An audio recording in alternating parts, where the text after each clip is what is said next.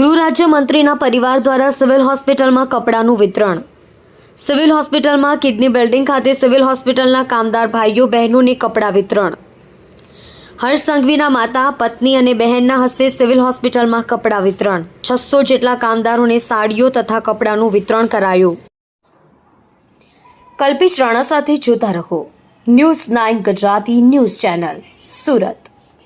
આપનું નામ ને આજે શું કાર્યક્રમ રાખવામાં આવ્યો?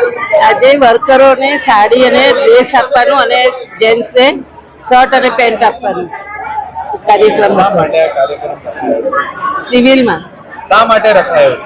વર્કરોને ખુશી માટે. શું કહેશો લોકોને?